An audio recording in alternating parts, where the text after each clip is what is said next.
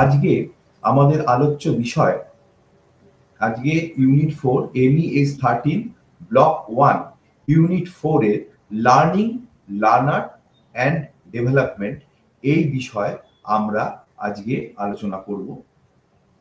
প্রথমে আমাদের আলোচনার মূল যে টপিক, যে বিষয়, সে বিষয়ে প্রথমে রয়েছে যে লার্নিং, লার্নার অ্যান্ড ডেভেলপমেন্ট, অর্থাৎ আমরা বাংলায় যেটাকে বলি শিখন, যেটাকে বলছি শিখন। এখন এই শিখন বা লার্নিং বলতে আমরা সাধারণ অর্থে কি বুঝি তা আমি প্রথমে আলোচনা করি। শিখন বৃহত্তর অর্থে অনেকে নানা রকম পেয়েছি। সেখানে আমরা গুরুত্বপূর্ণভাবে বলতে পারি যে একজন শিক্ষার্থীর আচরণের পরিবর্তন, মূলত মানে তার যদি লার্নিং হয়, শিক্ষার্থীর আচরণের পরিবর্তনই শিক্ষার মূল উদ্দেশ্য, অর্থাৎ লার্নিং এর মূল উদ্দেশ্য। অর্থাৎ বৃহত্তর অর্থে শিক্ষার্থীর আচরণের পরিবর্তনের প্রসঙ্গ এখানে আলোচিত হচ্ছে। এই প্রসঙ্গে বলা যায় যে শিক্ষাক্ষেত্রে যে নানা রকম লার্নিং, যে লার্নিং ট্রেন্ড অ্যান্ড যে system, unit 4 learning trend and system, learning trend যে এটাকে বলা হচ্ছে যে শিখনের যে প্রবণতা, শিখনের যে প্রবণতা যেটা বলছে, তার নানা ক্ষেত্রে কি হচ্ছে যে সময়ের সঙ্গে সঙ্গে অনেক উন্নত হয়েছে, নানা রকম চিন্তা ভাবনা এসছে, নানা রকম দার্শনিক বিভিন্ন বিষয় উন্নত হওয়ার পর থেকে আস্তে আস্তে কিন্তু একটা আমাদের লার্নিং এর যে পদ্ধতিগুলো রয়েছে তার একটা স্থায়ী প্রভাব রয়েছে শিখনের উপরে বা শেখার উপরে স্থায়ী প্রবণতা। এবং সেক্ষেত্রে যে লার্নিং ট্রেন্ডস, অর্থাৎ লার্নিং ট্রেন্ড বা এই পরিবর্তন ধারণা, যে শেখার যে লার্নিং এর যে এবিলিটির কথা আসছে, কিংবা মানে শিখনের বা নানা রকমের যে তত্ত্ব গড়ে উঠেছে, সেই তত্ত্বগুলো সেখানে স্থায়ী প্রভাব ফেলেছে এবং শেখার প্রবণতাকে নানাভাবে ব্যাখ্যা করা হয়েছে। এখানে আমরা কনস্ট্রাকটিভিস্ট অ্যাপ্রোচের কথা শুনেছি, আমরা যেটাকে বলা হচ্ছে নির্মিতিবাদ। কিন্তু কনস্ট্রাকটিভিজম ইন লার্নিং, অর্থাৎ শিখনে নির্মিতিবাদ কিভাবে প্রভাব বিস্তার করেছে বা শিখনে নির্মিতিবাদ কি, তা নিয়ে আমরা প্রথম পর্বে আলোচনা করব। এখন এটা ঠিক যে আগে যেটা বিশ্বাস করা হতো যে মানে সমস্ত কিছুই কাঠামোবদ্ধ, বাস্তবতা থেকেই আমাদের জ্ঞানের উদ্ভব, জ্ঞানের অর্থ এবং তা চিন্তন প্রক্রিয়ার মাধ্যমে তৈরি হতো, তা সেটা আমাদের বাহ্যিক প্রবণতা। এবং এই কনস্ট্রাকটিভিজম অ্যাপ্রোচ বা নির্মিতিবাদীরা যেটা বলছে সেটা হচ্ছে যে তারা কিন্তু শিক্ষার একটা নতুন বিকল্প প্রদান করে। তাতে কি বলছে যে জ্ঞান সক্রিয়ভাবে প্রত্যেককে, মানে সে নিজে নিজেই গঠন করে, অর্থাৎ তার ধারণার মধ্য দিয়ে সে কনস্ট্রাক্ট করে, অর্থাৎ সে গঠন করে, ধাপে ধাপে অভিজ্ঞতার মাধ্যমে তার মধ্যে কিন্তু জ্ঞানের অনুপ্রবেশ ঘটে, সে ধারণা তৈরি হয়। অর্থাৎ প্রতি মুহূর্তে একজন শিক্ষার্থী সে তার পুরনো আবিষ্কৃত তথ্যগুলোকে নতুন করে সে জানতে চায়, নতুন করে শিখতে পারে।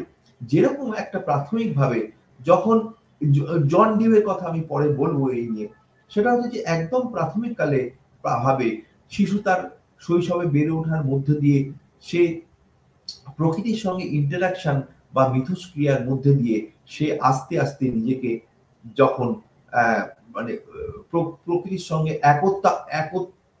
একত্রিত হয়, একতাবদ্ধ হয়, শিখতে শুরু করে, তখন কিন্তু নানা রকম বিষয় সম্পর্কে ধারণা তৈরি করে। সে যদি কোনো আগুনে বা কোনো গরম জিনিস থেকে সে ছ্যাঁকা খায়, সে কিন্তু তার মনে একটা স্থায়ী প্রভাব সৃষ্টি হয়ে গেল যে এটা আগুন, এখানে হাত দিলে সে ব্যথা পাবে কিংবা আঘাত পাবে। চিনি জাতীয় জিনিস সে যে মিষ্টি বা সে খেতে ভালোবাসছে, সুস্বাদু লাগছে এবং সে আঙুল দিয়ে বারে বারে দিক নির্দেশ করছে, করে সে এটাকে চাইছে, অর্থাৎ তার একটা ভালো লাগা তৈরি হচ্ছে, নতুন আকর্ষণ তৈরি হচ্ছে। অর্থাৎ আমরা কিন্তু সবাই বড়রা জানি যে সেটা চিনি, সেটা খেতে মিষ্টি, অর্থাৎ তার একটা বিশেষ অনুভূতি দান করেছে। যে অনুভূতিটার নাম দেওয়া হচ্ছে, আমরা বাংলায় আমরা এই শব্দটাকে মিষ্টি বলছি, ইংরেজিতে সুইট বলছি। অর্থাৎ সে তার শব্দগত অর্থ না জানুক না জানুক, তার অনুভূতির মধ্য দিয়ে গিয়ে সেই বস্তুটাকে, সেই চিনি নামক বস্তুটাকে সে আস্বাদন করছে। তার চিন্তা ভাবনার স্তরে নতুন একটা ভালো লাগার জিনিস যোজিত হলো এবং তার ধারণা, তার তার তার অভিজ্ঞতা তাকে কিন্তু তার প্রতি একটা নির্দিষ্ট, মানে সে দেখলো, হাতে আকার নিল, মুখে দিল এবং এতগুলো পদ্ধতির মধ্যে দিয়ে, ইন্দ্রিয়ের মধ্যে দিয়ে তার কাছে চিনি একটি বিশেষ স্থান লাভ করলো। যদি তার চিনি ভালো লাগে, সাধারণত চিনি বিভিন্ন বাচ্চাদেরই, বেশিরভাগ বাচ্চাদেরই মিষ্টি তারা পছন্দ করে, তাই চিনি তার কাছে একটা বিশেষ একটা বস্তু হিসাবে তার মনোজগতে একটা স্থান করে নিল। অর্থাৎ আমি এটাই বলতে চাইছি যে তার অর্থাৎ নির্মাণ হচ্ছে, জ্ঞানের নির্মাণ হচ্ছে, সে ধারণা গঠনের মাধ্যমে, ধারণার মাধ্যমে তার একটা লার্নিং হচ্ছে। সেই লার্নিং এর সেখানে এই লার্নিং অ্যাপ্রোচ তৈরির ক্ষেত্রে বা এই ধারণা কনস্ট্রাকটিভের ক্ষেত্রে আমরা যদি দেখি, তাহলে বিভিন্ন বিষয় বিদ্যার সামগ্রিক ফলাফল, যেরকম দর্শন, মনোবিজ্ঞান, শিক্ষা বিজ্ঞান, নানা বিষয়, এবং এই এই নির্মিতিবাদ নিয়ে পিয়াজে, জন ডিউ, ভাইগটস্কি, হুসাল, গ্লেসারফেল্ড, নানা মানে তাত্ত্বিকগণ, তারা কিন্তু অত্যন্ত গুরুত্বপূর্ণ অবদান রেখেছে। কিন্তু প্রথম দিকে আমরা বলেছিলাম জন ডিউর কথা বলবো, কারণ অভিজ্ঞতার উপর, প্রকৃতি কেন্দ্রের উপর, শিশু কেন্দ্রিক, শিশুর সঙ্গে প্রকৃতির ইন্টারাকশনের মাধ্যমে দিয়ে সে একটা ধারণা তৈরি করে এবং সেই ধারণার মধ্য দিয়ে গিয়ে সে স্থায়ী একটা তার মনোজগতে একটা বিশেষ একটা ধারণা স্তর তৈরি হয়। অতএব গুরুত্বপূর্ণ এখানে জন ডিউয়ের একটা গুরুত্বপূর্ণ কাজ করেছিলেন। এবং তিনি বলেছিলেন যে যখন তিনি বলছেন যে যখন আমরা কোনো অভিজ্ঞতা লাভ করি, কোনো কিছু পর্যবেক্ষণ করি, কাজ করি, তখন কিন্তু সেই বস্তু আমাদের মনে কিন্তু পাল্টা কোনো প্রভাব ফেলে। আর এই অভিজ্ঞতা, দুই অভিজ্ঞতার মধ্য দিয়ে গিয়ে কিন্তু সে তার মূল্যায়ন সে নির্ধারণ করে, নিজেই সে তার মূল্যায়ন করে। এটা তার পছন্দ করছে না পছন্দ করছে না, সেটা কি সে তার দিকে ধাবিত হবে না হবে না, সে কি দূরত্ব বজায় রাখবে কি বজায় রাখবে না। কোনো বাচ্চা যদি ছোটবেলায় তার খেতে গিয়ে মাছের কাঁটা ফোটে এবং পরবর্তীকালে সেই কাঁটা, অর্থাৎ মাছ সম্পর্কে তার, মাছ খেলেই সে মুখটা দূরে নিয়ে সরিয়ে যায়, কিংবা মাছ খাওয়া সম্পর্ক থেকে সে দূরে সরে যায়, অর্থাৎ মাছের সঙ্গে তার একটা মনস্তাত্ত্বিক দূরত্ব তৈরি হয়।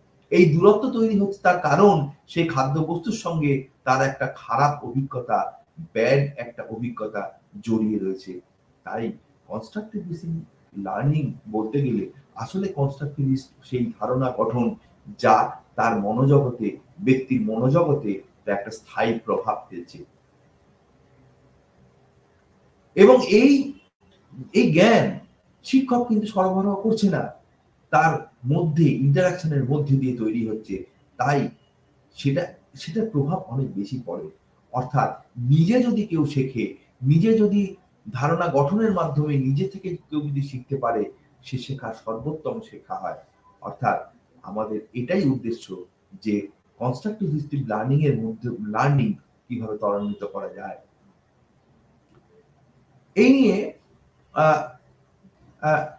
পিয়াজে তার মতামত দিয়েছেন। পিয়াজে বলেছেন যে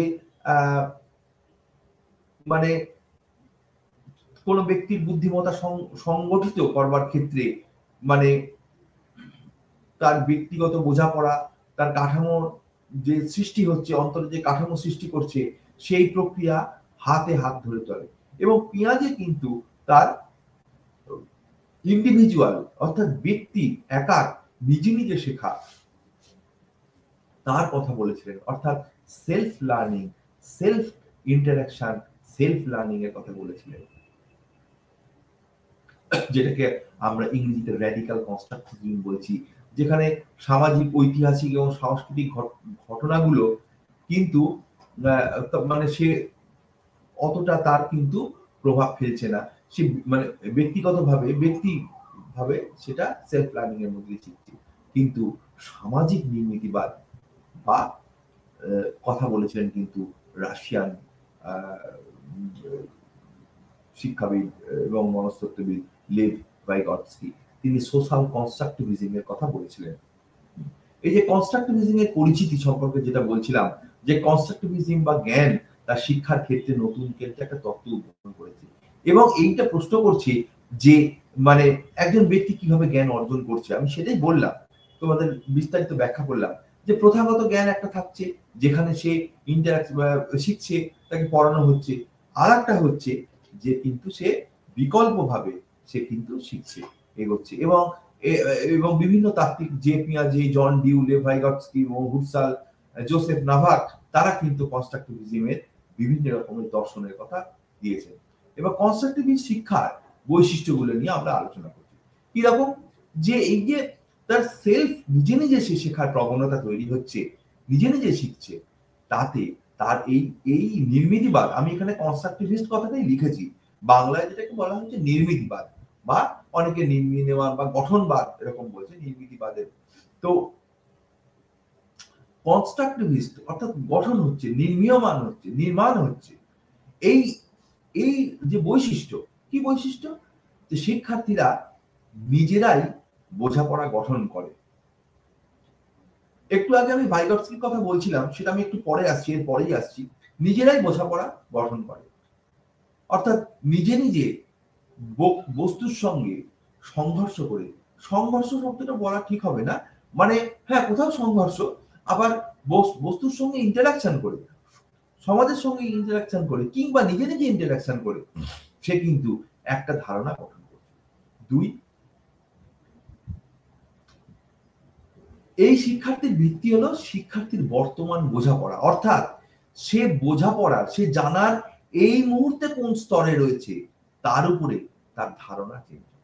অর্থাৎ ছোটবেলায় যে বাচ্চাটি চিনি মানে শুধুমাত্র মুখে দিয়ে মিষ্টি স্বাদ পেত, বড় হয়ে যদি সে রসায়ন নিয়ে পড়াশোনা করে এবং চিনি গঠনগত যদি বর্ণনা করে, তার কাছে চিনি শুধু মিষ্টি উপাদান নয়, থাকবে না, তার কাছে চিনি সে বৈজ্ঞানিক বিশ্লেষণ করা, রসায়নগত বিশ্লেষণ করে তার গঠনগত বিশ্লেষণ, সে রাসায়নিক দিক থেকে সে ব্যাখ্যা করতে পারবে, এবং চিনির অন্যান্য গুণ গুলো ব্যাখ্যা করা, কিংবা চিনি কেন কালো হয়ে যায় আগুনে তাপ দিলে, তাতে কি বিক্রিয়া উৎপাদন হয়, তা যখন ব্যাখ্যা করবে, তখন তার চিনির সেই জিনিসের ব্যাপ্তি তার কাছে অনেক বেড়ে গেছে তার মতো করে। কিংবা সে যদি কোনো পাচক হয়, অর্থাৎ রান্নাবিদ হয়, তাহলে সেই চিনি তার কাছে কিন্তু অন্যরকম মাত্রা আসবে, সে কিন্তু তার মতো করে চিনির ব্যবহারকে, রন্ধন শিল্পে কি করে ব্যবহার করা হয়, সে এগিয়ে নিয়ে যাবে। তাহলে এই যে বর্তমান বোঝাপড়া বলতে সেইটা বোঝাচ্ছে, যেটা সেই সময় কোন স্তরে, জ্ঞানের কোন স্তরে, জানার কোন স্তরে, আগ্রহ বা অভিজ্ঞতার কোন স্তরে একজন ব্যক্তি দাঁড়িয়ে আছে, কিংবা বালক দাঁড়িয়ে আছে, কিংবা কোনো শিশু দাঁড়িয়ে আছে, কিংবা কোনো বৃদ্ধ দাঁড়িয়ে আছে, তার উপরে নির্ভর করবে তার ধারণার বৈশিষ্ট্য। জীবনের শেষে কোনো একটা ধারণা তার বদল হয়ে গেল, সে হয় খুব আনন্দিত হলো, কিংবা খুব দুঃখ হলো, অর্থাৎ সারা জীবনের ধারণা তার ভুল হয়ে গেল। পৃথিবী সূর্যের চারিদিকে ঘুরে, এই ধারণা যখন ভেঙে গেছিল, মানে এইটা যখন গঠিত হয়েছিল, অর্থাৎ সূর্য পৃথিবীর চারিদিকে ঘোরে, এই ধারণা যখন ভেঙে গেছিল, তখন সেই অনেক মানুষ আশাহত হয়েছিল, তার এতদিনকার সমস্ত তত্ত্ব ভেঙে গেছিল। আসলে তাই এই ধারণা গঠন, নির্মিতিবাদ হচ্ছে সেই বিষয় বর্তমান বোঝাপড়া, এবং প্রতি মুহূর্তে বিজ্ঞান গবেষণা কিন্তু এই কনস্ট্রাকটিভিজম ধারণাকে বদলে দিতে পারে। এরপরে আসছি, যেমন সামাজিক মিথস্ক্রিয়া, আমার বৈশিষ্ট্য নিয়ে আলোচনা করছিলাম। প্রধান 4টি বৈশিষ্ট্যের মধ্যে যেটা হচ্ছে যে সামাজিক মিথস্ক্রিয়ার মাধ্যমে, যেটা আমি বলছিলাম সোশ্যাল কনস্ট্রাকটিভিজমের কথা, ভাইগটস্কি যে সোশ্যাল কনস্ট্রাকটিভিজমের কথা বলেছিল, সে ভাইগটস্কি বলছে যে সামাজিক মিথস্ক্রিয়ার মাধ্যমে শিক্ষাকে সহজতর করে তোলে। অর্থাৎ আমরা ছাত্রছাত্রীরা শিক্ষকের কাছ থেকে যত না শিখছে, দেখা যাচ্ছে যে 4-5 জন শিক্ষার্থী একসঙ্গে বসে কোনো পড়া আলোচনা করলে সেটা বেশি ভালো শিখতে পারছে। বন্ধুর সঙ্গে নির্দ্বিধায় খোলামেলা করে মন খুলে আলোচনা করতে পারছে। অর্থাৎ ইন্টারেকশনটা ভালো হচ্ছে, ধারণা গঠনটা ভালো হচ্ছে, বন্ধুর মধ্যে দিয়ে শিক্ষা ভালো হচ্ছে। কোনো কোনো ক্ষেত্রে দেখা যাচ্ছে যে শিক্ষার থেকে বন্ধুদের কাছে শিক্ষা ভালো হচ্ছে। গ্রুপ লার্নিং এর গুরুত্ব আমরা পরবর্তীকালে পাচ্ছি। গ্রুপ লার্নিং এ একসঙ্গে পড়াশোনা করলে বেশি ভালো পড়াশোনা হয়। অর্থাৎ সামাজিক মিথস্ক্রিয়া মাধ্যমে সে শিখছে। আর শেষ হচ্ছে অর্থবহ শিক্ষা তখনই ঘটছে যখন বাস্তব সম্পন্ন বাস্তব সম্মত শিক্ষাগত কার্যক্রমের মাধ্যমে সেটা অর্জিত হচ্ছে। অর্থাৎ সে নিজে নিজে সেলফ লার্নিং এর মাধ্যমে শিক্ষা গ্রহণ করছে। এবার আমরা রেডিক্যাল কনস্ট্রাকটিভিজমের কথা তখন বলেছি, আমি সামাজিক কনস্ট্রাকটিভিজমের কথা বলছি। সামাজিক কনস্ট্রাকটিভিজমের ক্ষেত্রে লেভ ভাইগটস্কি, রাশিয়ান, যিনি সামাজিক মিথস্ক্রিয়ার উপর গুরুত্ব আরোপ করেছেন, তিনি বলছেন যে মানুষ সমাজে মধ্যে যেতে যেতে সামাজিকভাবে মিশতে মিশতে মানুষে মানুষে শিখছে। ভাষা সামাজিক মিথস্ক্রিয়ার মধ্যে দিয়ে শিখছে। নানান আচরণ সামাজিক মিথস্ক্রিয়ার মধ্যে দিয়ে শিখছে। সেখানে কিন্তু একটা বড় এবং শ্রেণীকক্ষ নিয়ন্ত্রিত ক্লাসরুম হলেও সেখানে ছাত্রছাত্রীদের সকলের সঙ্গে ইন্টারাকশনের মধ্যে দিয়ে যখন শিখছে, সামাজিক মিথস্ক্রিয়ার মধ্যে দিয়ে শিখছে, সেখানে একটা বিষয় আছে জেডপিডি মডেল বা জোন অফ প্রক্সিমাল ডেভেলপমেন্ট, যেটাকে আমরা খুব ভালোভাবে দেখাতে পারি যে জোন অফ প্রক্সিমাল ডেভেলপমেন্ট হচ্ছে সেইটা যেখানে শিক্ষার্থীরা শেখার স্তরটা কিভাবে উন্নত হয়, যেটা হচ্ছে যে মানুষ শিখতে আসে সেই স্তরে একটা পর্যন্ত বিচরণ করে বা সেই স্তর থেকে সে শুরু করে, যে তার স্তরটা কোথায়, সেটা হচ্ছে হোয়াট ইজ অলরেডি নোন, সে কতটা সেই মুহূর্তে জানে, সেটাই হচ্ছে তার পাস্ট বা সেটা জেনে এসছে, সেটা জানে। আমি যদি কোন শ্রেণীকক্ষ ধরে বলি যে ক্লাস 2 ছেলে সে 3 ক্লাসে শ্রেণীতে উত্তীর্ণ হয়েছে, আমরা ধরে নিতে পারি যে একটা পর্যায় পর্যন্ত দ্বিতীয় শ্রেণীকক্ষে ক্লাস 2 দ্বিতীয় সে যতটা শিখেছে সে সেটা জানে। ক্লাস 3 তে যেটা সে জানতে পারে, একটু চেষ্টা করলে পারবে, তাকে একটু সাহায্য করলে সে পারে। কিন্তু ক্লাস 3 তে যদি আমি উচ্চ মাধ্যমিক স্তরে বিজ্ঞান বিষয়ের কঠিন কোনো জিনিস যদি বোঝাতে চাই, সেটা চেষ্টা করলেও তাকে জানানোটা সম্ভব হবে না সাধারণ অর্থে। অর্থাৎ সে চেষ্টা করলেও পারবে না। তাহলে জোন অফ প্রক্সিমাল ডেভেলপমেন্ট সেটাই, টিচারের রোলটা সেখানেই। শিক্ষক সেই হলুদ অংশটি যেখানে লেখা আছে what is can be known with assistance, টিচারের কাজ সেই সাহায্যের মধ্য দিয়ে তাকে সেই পর্যায়ে উন্নীত করা যে হোয়াট ক্যান বি নোনের জায়গাটা already known, what is already নোনের জায়গায় নিয়ে আসা। অর্থাৎ একটু একটু জানতে পারি, চেষ্টা করলে জানতে পারি জায়গাটায় জানার জায়গাটা নিয়ে আসা। অর্থাৎ প্রতি মুহূর্তে এইভাবে জ্ঞানের পরিধিটাকে বাড়ানো।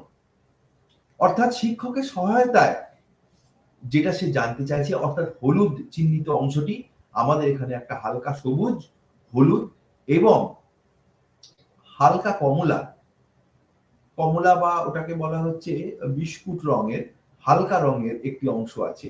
এই সবুজ অংশটি সে জানে, হলুদ অংশটি কারো সহায়তায় সে জানতে পারে। আর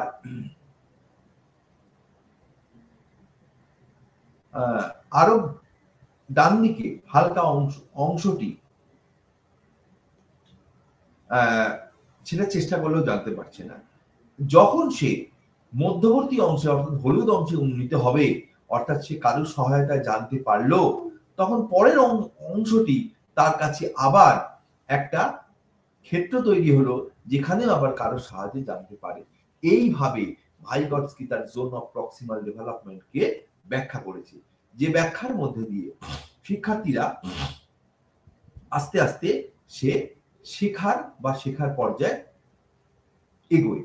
এখন ভাইগটস্কির বিকাশের ক্ষেত্রে সাধারণ কতগুলো নিয়মের ক্ষেত্রে কি বলছে, যে শিক্ষার্থীর যে সাংস্কৃতিক কার্যক্রম তার দুটো পর্যায়ে সে উন্নীত হয়। কি? একটা হচ্ছে ইন্টার সাইকোলজিক্যাল আর ইন্ট্রা সাইকোলজিক্যাল। প্রথমে মানুষের মধ্যে যেটা ঘটে, এবং ইন্টার সাইকোলজিক্যাল এটা মানুষের মধ্যে ঘটে, এবং পরে এটা ব্যক্তির মধ্যেই সেটাকে রূপ নেয়, সেই জায়গাটাকে হচ্ছে ইন্ট্রা সাইকোলজিক্যাল। অর্থাৎ মানুষের মধ্যে সেটা ঘটে, চেষ্টা করে, এবং পরবর্তীকালে সেটাকে সাংস্কৃতিক বিকাশের অংশটি ইন্ট্রা সাইকোলজিক্যাল স্তরে রূপ নেয়। জোন অফ প্রক্সিমাল ডেভেলপমেন্টের কথাটা আলোচনা করলাম। এইবার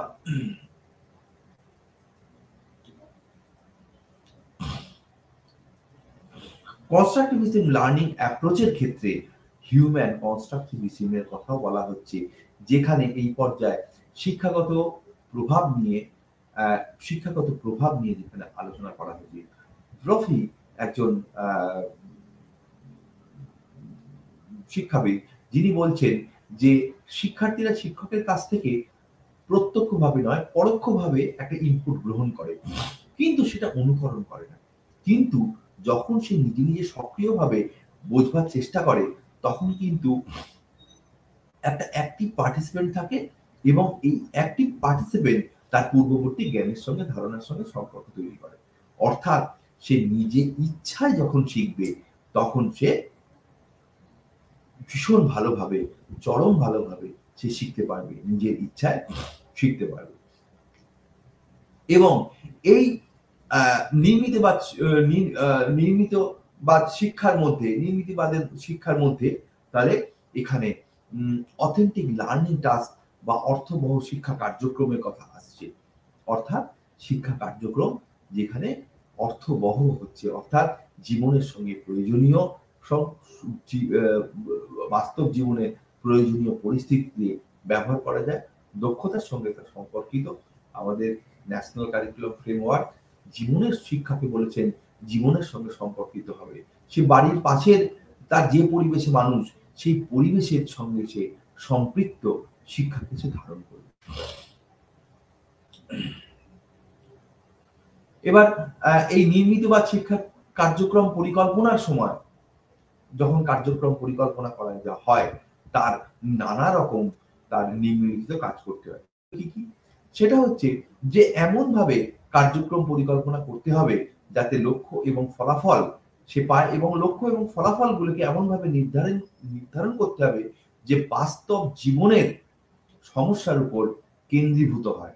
অর্থাৎ বাস্তব জীবনের সমস্যার দিকে লক্ষ্য রেখে সে সেই জীবনের সে শিক্ষার কার্যক্রমের লক্ষ্যকে নির্ধারণ করতে হয়, এবং তার ফলাফলকেও নির্বাচন করতে হয়। তারপর শিক্ষামূলক কার্যক্রম এমন ভাবে সাজাতে হবে যা বাস্তবের সঙ্গে মিল থাকবে, এবং সেই বিভিন্ন উপস্থাপনা বাস্তবের উপর ভিত্তি করে শিক্ষার্থীর যেন উপকারে আসে, শিক্ষার্থীদের কাজে লাগে। অর্থাৎ বাস্তবিক ক্ষেত্রে তাই, যে শিক্ষা এমন হবে যেমন বাস্তব জীবনের সঙ্গে তার সংযোগ থাকবে। এছাড়াও তার বোঝাপড়া মূল্যায়ন সে বাস্তবের উপর দাঁড়িয়ে করবে, এবং শিক্ষার্থীরা সামাজিক মিথস্ক্রিয়ার মাধ্যমে তা জানবার চেষ্টা করবে। এবং এই শিক্ষার্থীদের কনস্ট্রাকটিভ শিক্ষাকে জনপ্রিয় করবার জন্য ছোট ছোট, আমি যেটা আগে বলছিলাম যে ছোট ছোট দলে ভাগ করে 4 থেকে 6 জন শিক্ষার্থী থেকে সামাজিক বা সোশ্যাল সামাজিক নির্মিতির মাধ্যমে, যেটা ভাইগটস্কি বলে গেছেন, তার মাধ্যমে ডেভেলপ করা উচিত। এবার আসছি লার্নার্স অটোনমি। অর্থাৎ স্বায়ত্ত স্বায়ত্ত শিক্ষার্থীকে স্বায়ত্ত শাসন বা লার্নার্স অটোনমি পোষণ। এই যে লার্নার্স অটোনমি ক্ষেত্রে আমরা কি বলছি, যে নিজের সিদ্ধান্ত নেওয়ার ক্ষমতা, এটা এই হিসাবে কোনো শিক্ষার্থী যেন নিজের সিদ্ধান্ত নিজে নিতে পারে। আসলে এর মূল লক্ষ্য কি, যে সে যেন নিজে নিজে শেখে, অর্থাৎ কনস্ট্রাক্ট ধারণা গঠনের মাধ্যমে সে যখন নিজে শিখবে, তার শেখাটা সর্বোচ্চ হবে। আমাদের লক্ষ্য লার্নিংটা অপটিমাম লার্নিং হোক, অর্থাৎ সর্বোচ্চ লার্নিং হোক, শিখনটা সর্বোচ্চ হোক। সেই জন্য শিক্ষার্থীর স্বায়ত্ত শাসনের মাধ্যমে তাদের লার্নিংকে সর্বোচ্চ পর্যায়ে নিয়ে যাওয়াটা দরকার। তারই একটা পার্ট হিসাবে শিক্ষার্থীদের স্বায়ত্ত শাসনের প্রসঙ্গ আসছে, এবং এই স্বায়ত্ত শাসন কোন সময় দেওয়া উচিত তাও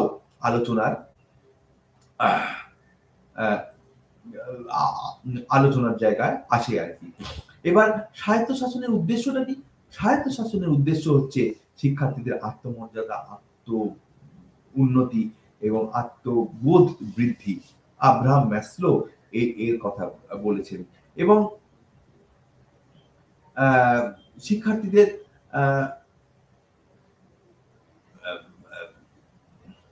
আব্রাহাম ম্যাসলো তার সিদ্ধান্তে মানবতাবাদী উদ্দীপনার তত্ত্বের কথা বলেছেন, এবং মানবতাবাদী উদ্দীপনার তত্ত্ব মধ্যে দিয়ে স্বায়ত্তশাসনকে ব্যাখ্যা করতে চেয়েছেন। এবার আসছি যে যে স্বায়ত্তশাসন আমরা কোন সময় দেব। এরিকসন তার মনস্তাত্ত্বিক সামাজিক বিকাশের মধ্যে এরিকসন তার কতগুলো পরিপক্কতা সম্পর্কে কতগুলো মত বলেছেন। কিরকম বলেছেন, যে 1 থেকে 2 বছর বয়সে শিক্ষার্থীরা প্রথম স্বায়ত্তশাসন এবং আমরা সন্দেহ বা আমরা নজরে রাখি, শিক্ষার্থীদের নজরে রাখি, সেই পর্যায়ে থাকে। যে আমরা শিক্ষার্থীদের 1-2 বছরের স্বায়ত্তশাসন ওরকমভাবে দিতে পারি না, কিন্তু আমরা চেপে ধরতে পারি না, কিন্তু আমরা লক্ষ্য করে তাদেরকে নিয়ন্ত্রিত পরিবেশের মধ্যে তাদেরকে কিন্তু একটা ছোট জায়গার মধ্যে তাদের মতো করে বিচরণ করতে দিই, কিন্তু নিয়ন্ত্রণ থাকে, বা আমরা সবসময় একটা নজরে রেখি। 2 হচ্ছে যে 6 থেকে 12 বছর বয়সে এখানে গাইডেড লার্নার অটোনমি, অর্থাৎ সেখানে একটা নির্দিষ্ট নিয়মতান্ত্রিকতা গাইড থাকবে, এবং তার মধ্যে সে অটোনমি, অর্থাৎ সে স্বায়ত্তশাসন পাবে। আর পরিপক্কতার সঙ্গে স্বায়ত্তশাসন, এবং এর মধ্যে দিয়ে তার যখন ডেভেলপমেন্ট হবে, সে পরিপক্কতার সঙ্গে সে স্বায়ত্তশাসন পাবে। এরপরে আছি যে শিক্ষার্থীদের আত্মবোধ, আত্মমূল্যবোধ বা প্রয়োজনীয়তা দক্ষতা বৃদ্ধি।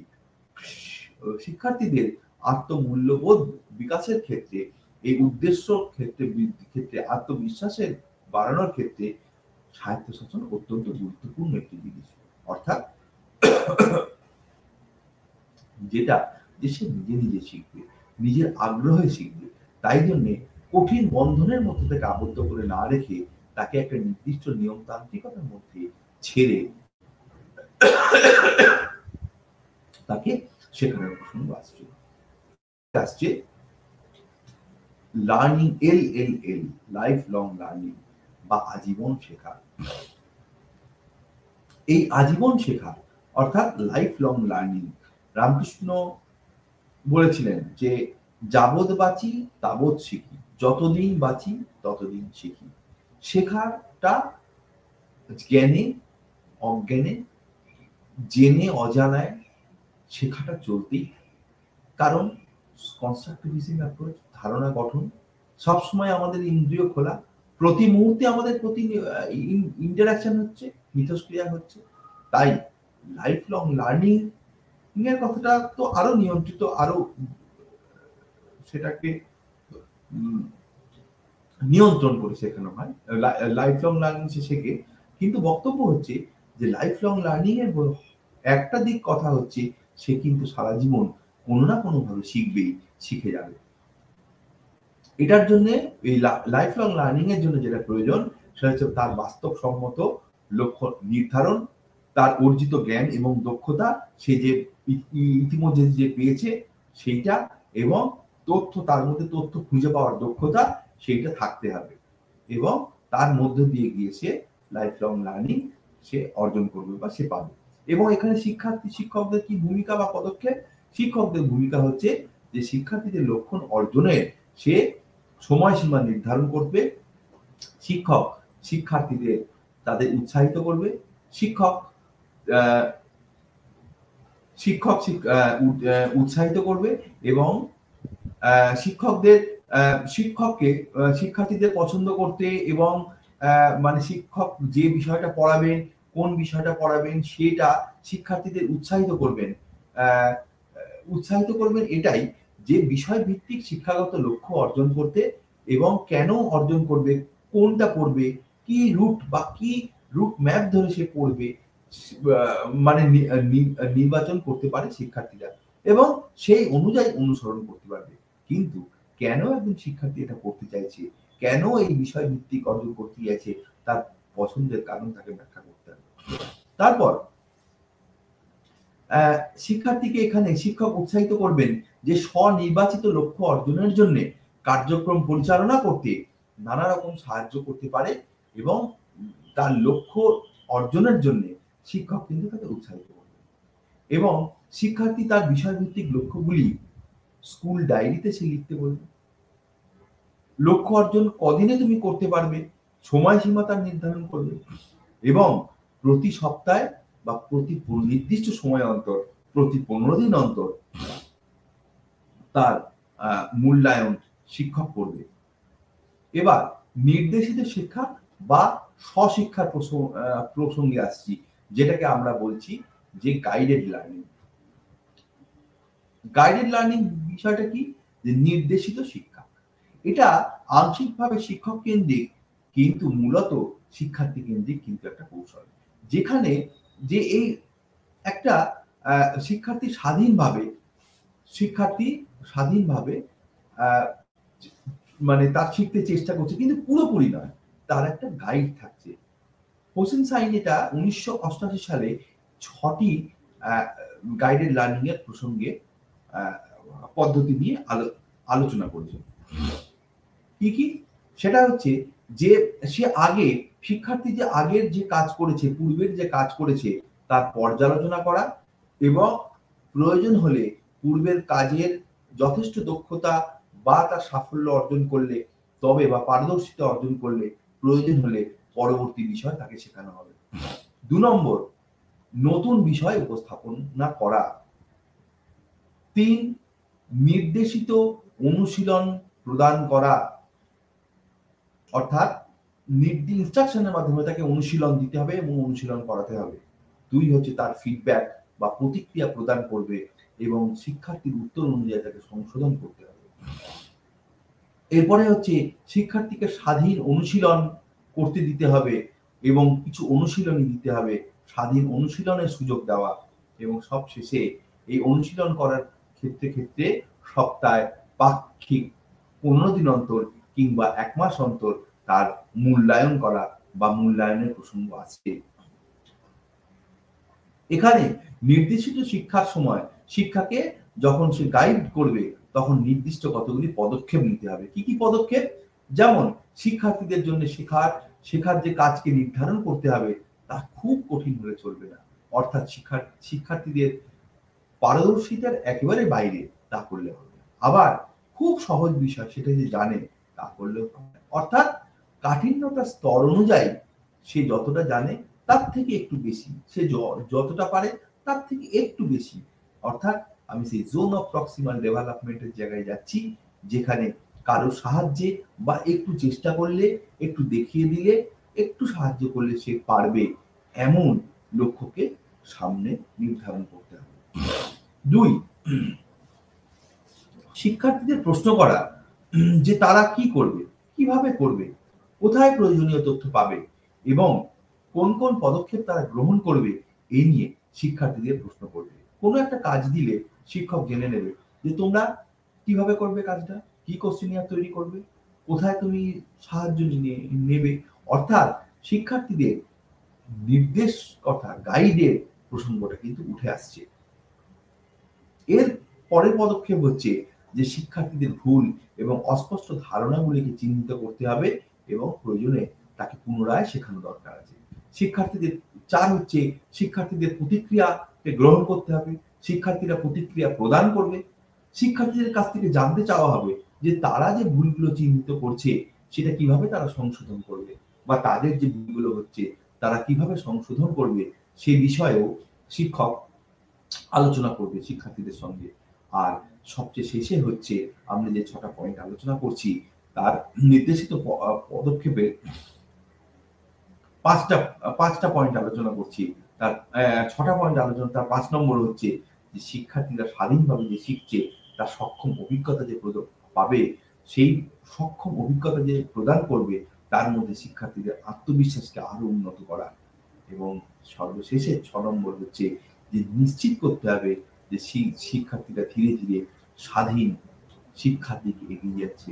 সেই ক্ষেত্রে কি করতে হবে? নির্দেশনার পরিমাণ শিক্ষককে কমিয়ে দিতে হবে, আস্তে আস্তে তাকে ছেড়ে দিতে হবে এবং তাকে স্বাধীনভাবে শিক্ষার দিকে এগিয়ে দিতে হবে। এর পরে আসছি সেলফ লার্নিং এর প্রসঙ্গ। প্রোগ্রাম লার্নিং এর সিকোয়েন্স বা ফ্রেম কি রকম? শিক্ষার ছোট ছোট উপকরণ পদক্ষেপ উপস্থাপন হয় যা ফ্রেম দ্বারা উপস্থাপন করা হয়। একটা হচ্ছে প্রেজেন্টেশন ফ্রেম, প্র্যাকটিস ফ্রেম এবং ক্রাইটেরিয়ান ফ্রেম টেস্ট। এখানে লিনিয়ার প্রোগ্রাম এবং ব্রাঞ্চ প্রোগ্রামের কথা চলে আসি। লিনিয়ার প্রোগ্রাম হচ্ছে যখন শেখানোর পদ্ধতি বা শেখার পদ্ধতি যখন একমুখী এবং একটি সরলরৈখিক পদ্ধতিতে অগ্রসর হয়, সেটা হচ্ছে যে লিনিয়ার প্রোগ্রাম বলে। আর ব্রাঞ্চ প্রোগ্রাম হচ্ছে একাধিক শেখার পথ বা একাধিক অপশন তার মধ্যে থাকে, সেটা হচ্ছে ব্রাঞ্চ প্রোগ্রাম। যেরকম টাইপস অফ প্রোগ্রাম ইনস্ট্রাকশন আমি ছবির মধ্যে দেখিয়েছি যে এখানে লিনিয়ার প্রোগ্রামে একমুখী, দেখো 1 2 3 4 5, এক সাফল্য পেলে 2 এ যাবে, 2 থেকে পারলে সে 3 এ যাবে, 3 থেকে সাফল্য পেলে 4 এ যাবে, 4 থেকে গেলে 5 এ যাবে।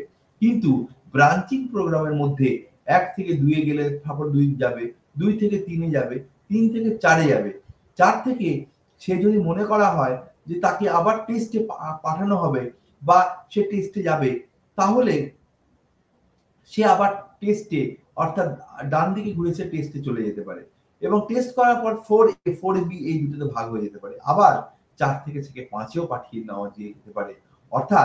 অর্থাৎ শিখনের বিভিন্ন স্তরে বিভিন্ন দিকে তাকে চ্যানেলাইজ করা, বিভিন্ন দিকে এগিয়ে নিয়ে যাওয়া, তা হতে পারে। এবার প্রোগ্রাম লার্নিং মেটেরিয়াল, তার জন্য প্রোগ্রাম লার্নিং মেটেরিয়াল তৈরি করতে হয় প্রোগ্রাম ইনস্ট্রাকশনের জন্য। এই প্রোগ্রাম লার্নিং মেটেরিয়াল দিয়ে যদি শেখানো যায় তাহলে তার সুবিধা কি? যে ব্যক্তিকৃত নির্দেশনা প্রদান, অর্থাৎ ব্যক্তি নিজে নিজে সে নিজেকে নির্দেশনা প্রদান করার জায়গায় থাকছে। 2 হচ্ছে তাৎক্ষণিক প্রতিক্রিয়া এবং প্রতিবদ্ধতা প্রদান, সে তাৎক্ষণিক প্রতিক্রিয়া দেখাতে পারে।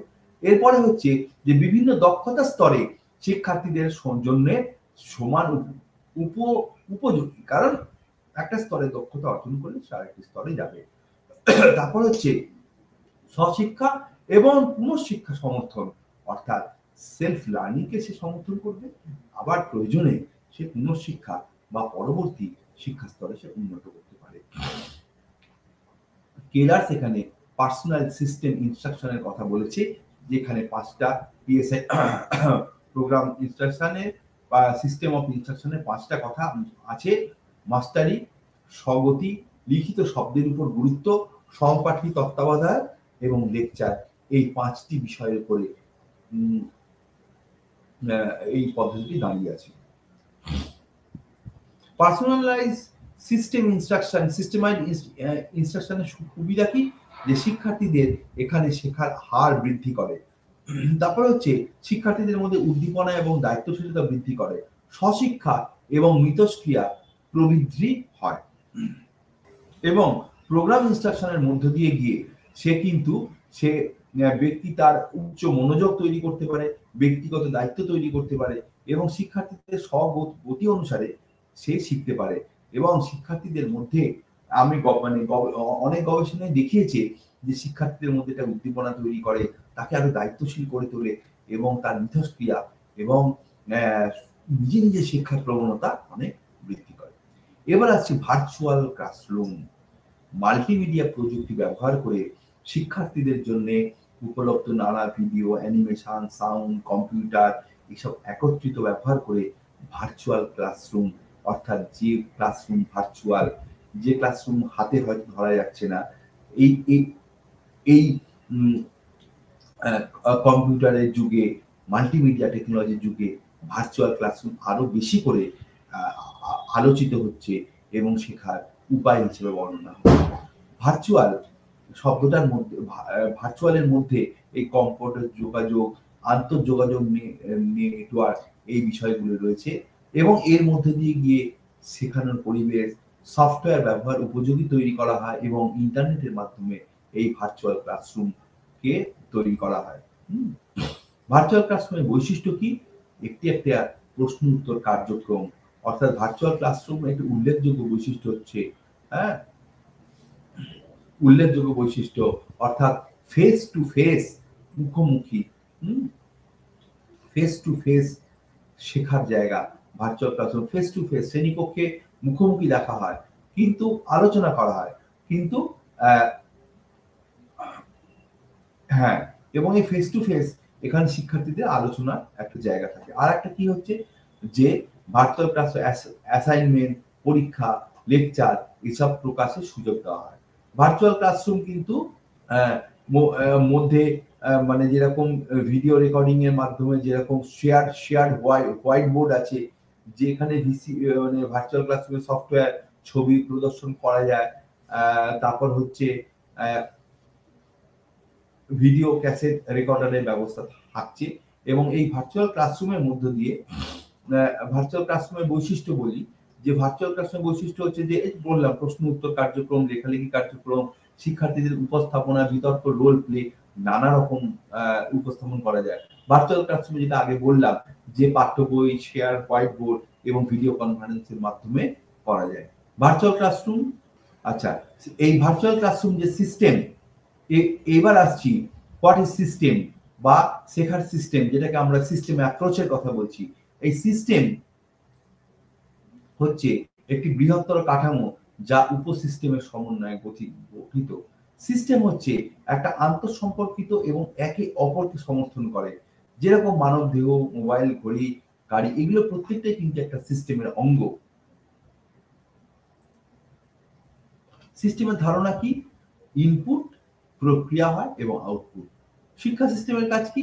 ইনপুট দেওয়া হয়, তার একটা প্রক্রিয়া হয়, প্রসেস হয় এবং তার আউটপুট হয়। এবং এখানে ইনপুট মানে শিক্ষক হয়তো ইনপুট দিচ্ছে, শিক্ষার্থীদের দিচ্ছে, শিক্ষার্থীদের মধ্যে প্রতিক্রিয়া হচ্ছে বা শিক্ষার্থীদের মধ্যে একটা আলোচনা হচ্ছে, তারপরে শিক্ষণ সে সম্পদে বা কার্যকরী সম্পদে পরিণত হচ্ছে। এবার শিক্ষার প্রথাগত সিস্টেম কিরকম হচ্ছে যে শিক্ষার্থী এবং শিক্ষক সরাসরি যোগাযোগ স্থাপন করে, নির্দিষ্ট বিষয় সময়সূচি, নির্দিষ্ট সময় এবং নির্ধারিত শিক্ষক ছাত্র অনুপাত থাকে, ব্যক্তিগত মনোযোগ থাকে, একাডেমিক সেশন থাকে এবং শিক্ষার খরচ, উচ্চ শিক্ষাটা খরচ আছে কিন্তু সেটা ফ্যাক্টরি মডেলের নয়। এবং মানে প্রথাগত সিস্টেমের শিক্ষার মধ্যে এই জিনিস থাকে, তার একটা পাঠ্যক্রম থাকে, পাঠ্যসূচি থাকে, নির্দিষ্ট একটা জায়গা থাকে এবং যার মধ্য দিয়ে গিয়ে প্রথাগত সিস্টেমের মধ্য দিয়ে গিয়ে একটা নির্দিষ্ট ক্ষেত্র থাকে, নিয়মতান্ত্রিকতা থাকে এবং সেখানে নির্দিষ্ট সময় সেখানে ভর্তি হয়, নির্দিষ্ট সময় যেতে হয়, সেখানে নির্দিষ্ট আলোচনা, পট পরিবর্তন থাকে এবং নির্দিষ্ট সময় মূল্যায়ন হয় এবং তারপরে সে শংসাপত্র পায়। কিন্তু যদিও ওপেন ডিস্টেন্স লার্নিং ও শংসাপত্র সে পাবে, কিন্তু ওপেন ডিস্টেন্স লার্নিং এর ক্ষেত্রে হচ্ছে যে অর্থাৎ খোলাভাবে শিক্ষা, উন্মুক্ত শিক্ষার কথা আসছে। উন্মুক্ত কিসের উন্মুক্ত? আসলে এখানে উন্মুক্ত হচ্ছে যে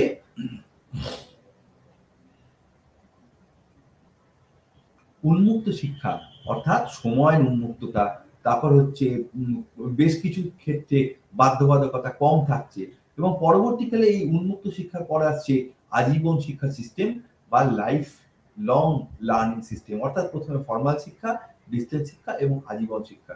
এবং এবার যে ট্র্যাডিশনাল লার্নিং সিস্টেমের মধ্যে আমরা আমরা প্রথাগত শিক্ষা পাচ্ছি। ওপেন ডিস্টেন্স লার্নিং যেমন ট্র্যাডিশনাল ওপেন ডিস্টেন্স লার্নিংকেও আমরা সেটা আলোচনা করতে পারি। প্রথাগত সিস্টেমের মধ্যে ফেস টু ফেস সিস্টেম থাকছে, আর ওপেন ডিস্টেন্স লার্নিং এর মধ্যে কি থাকছে? ওপেন ইউনিভার্সিটি, যেখানে ডিস্টেন্স মোডের মাধ্যমে লার্নিং বা শেখা হয়। প্রথম কবে হয়? 1969 সালে এটা শুরু হয়, এবং তার আগে কিছু করসপন্ডেন্স কোর্স ছিল, এক্সটার্নাল স্টাডিজ ছিল। এই ওপেন লার্নিং হচ্ছে যে একটা ওপেন এডুকেশন মুভমেন্ট, যে ওপেন এডুকেশনের মুভমেন্টের মধ্যে দিয়ে ওপেন লার্নিং এর শিক্ষার্থীদের স্বায়ত্ত শাসনকে কিন্তু সেখান থেকে প্রতি মুহূর্তে তার নতুন জ্ঞান বা শিক্ষার প্রয়োজন। দেখা যায় যে আধুনিক পৃথিবীতে মানুষ গড়ে 7টি করে চাকরি পরিবর্তন করে। এই যে 7টি করে চাকরি পরিবর্তন করা হচ্ছে, প্রতিটি চাকরিতে গিয়ে সে নতুন নতুন ভাবে শেখে, নতুন নতুন শেখার প্রবণতা তার থাকে, শিখতে পারে, শিখে নেয়। অর্থাৎ এই যে পরিবর্তন, এই অবিচ্ছিন্ন শেখা তার থাকে। চাকরির বাজারে যখন পরিবর্তন হয়, তার শেখার পরিবর্তন হয়। সামাজিক চাহিদা তার শেখার পরিবর্তন করায়। সামাজিক জনসংখ্যার পরিবর্তন এবং যেভাবে কার্য হঠাৎ মানে চাহিদা বাড়িয়ে দেয়, সেক্ষেত্রেও কর্ম যদি চলে যায়, কিন্তু তার সে নতুন পেশায় যেতে গেলে তার চাকরি তার শেখার পরিবর্তন করে, মানে শেখাকে সে পরিবর্তন করতে বাধ্য হয়। এবার হচ্ছে আজীবন শিক্ষার বৈশিষ্ট্য। আজীবন শিক্ষার বৈশিষ্ট্য কি? ইচ্ছাকৃত বা স্বনিয়ন্ত্রিত হয়, অর্থাৎ সে লাইফ লং লার্নিং সে নিজে নিজে শিখে বা স্বনিয়ন্ত্রিত ভাবে শিখতে পারে। নির্দিষ্ট লক্ষ্য থাকে এবং শিক্ষার্থীর আগ্রহ থাকে।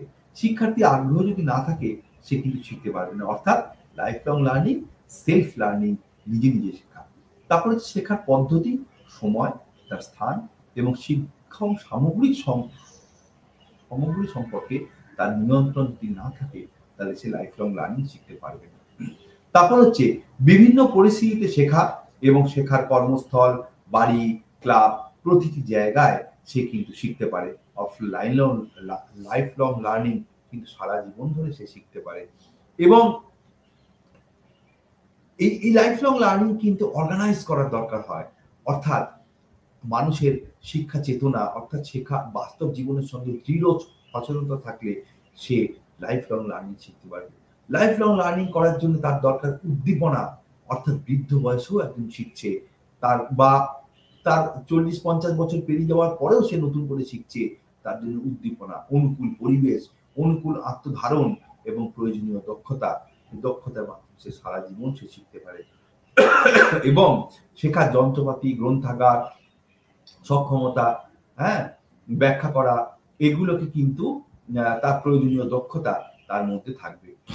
এবং আমি শেষ করছি যে আজীবন লার্নিং এর ক্ষেত্রে ডেলর্স কমিশন তার শেখার সব সুযোগ উন্মুক্ত করতে পারে বলে আজকে এই ক্লাস শেষ হলো।